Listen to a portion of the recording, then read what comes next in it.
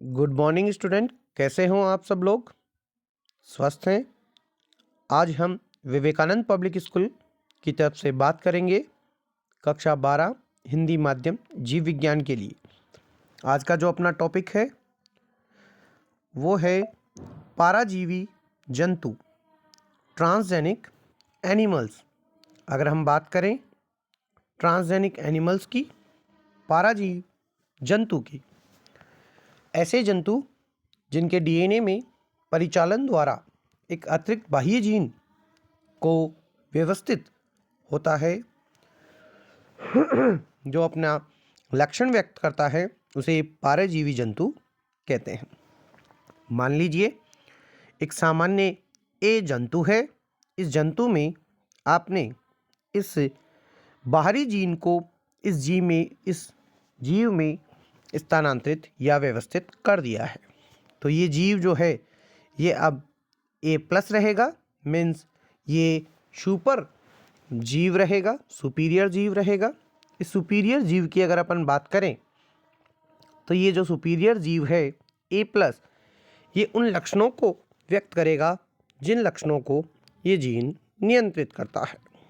क्योंकि आप जानते हैं किसी भी जीव में लक्षणों का नियंत्रण उसके जीन के द्वारा होता है। जो जीन है, जीन लक्षणों का जैविक नियंत्रण करते हैं। इस प्रकार जो जीव हैं वो सदैव जीनों के अधीन कार्य करते हैं। तो फिर क्यों मानव को इन जीनों के आनुवांशिक पदार्थ के साथ छेड़खानी करनी पड़ी, हेरफेर करनी पड़ी? क्योंकि मानव को बहुत से कार्यों के बारे में अध्ययन करना था। इसके लिए पाराजीवी जंतु बनाए गए, ट्रांसजेनिक एनिमल्स बनाए गए। वर्तमान में पाराजीवी जंतु कौन कौन से हैं? चूहे, खरगोश, सूअर, भेड़, गाय व मछलियां आदि हैं। लेकिन इनमें 95% जो पाराजीवी जंतु हैं वो आपके हैं रैट, चूहे, माइस, या तो चूहे, रैट, या फिर आप उन्हें क्या बोल सकते हो, माइस, चूहियां। इन्हें क्यों बनाया जाता है, तो इनके सामान्य कारण क्या हैं उसके बारे में अपन अध्ययन करेंगे। जैसे सबसे पहला कारण है सामान्य शरीर क्रिया व विकास। दूसरा है रोगों का अध्ययन। तीसरा है जैविक उत्पाद प्राप्त करना, टीका सुरक्षा और रासायनिक सुरक्षा परीक्षण। ठीक है स्टूडेंट, सबसे पहले सामान्य शरीर क्रिया एवं विकास।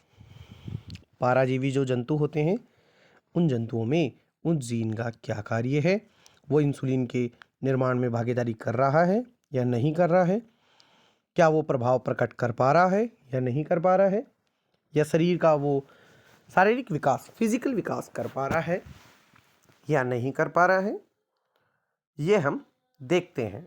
इसी प्रकार यदि वो जो जीव है, वो जीव यदि वो जो जीव है वो जीव उस जीन को स्थानांतरण के बाद ग्रहण करके सक्षम बनकर कार्य करता है तो उसमें सामान्य शरीर क्रिया का विकास देखा जाता है।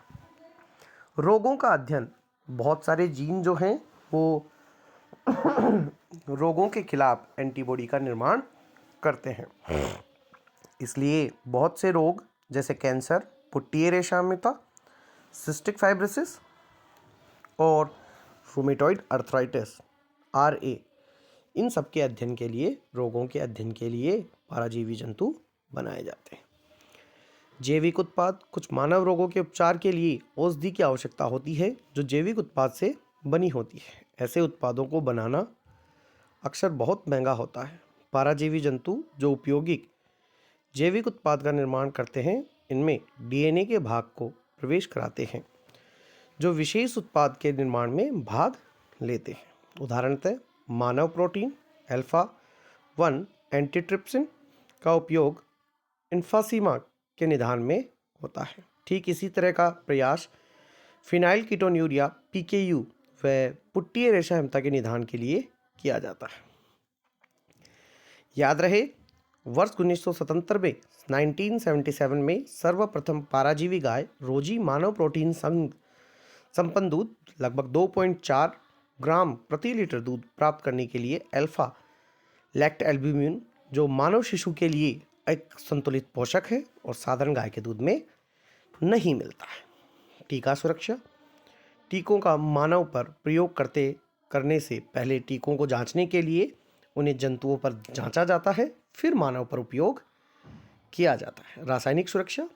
बहुत से इनएक्टिव आविष सुरक्षा परीक्षण जो है वो कहलाते हैं। ये ही वह विधि है जो औषधि आविष परीक्षण हेतु प्रयोग में लाई जाती है। पराजीवी जंतु में मिलने वाले कुछ जीन ऐसे आविष पदार्थों के प्रति अति संवेदन बनते हैं, जबकि अपरजीवी जंतुओं में ऐसा नहीं होता है। अपराजीवी जो होते हैं, सामान्य जंतु होते हैं, उनमें ऐसा संभव नहीं है। लेकिन इन जंतुओं को आविष पदार्थों के संपर्क में लाने के बाद प्रभाव का अध्ययन किया जाता है। उपरोक्त जंतुओं में आविष लातु परीक्षण करने में समय में परिणाम प्राप्त होते हैं।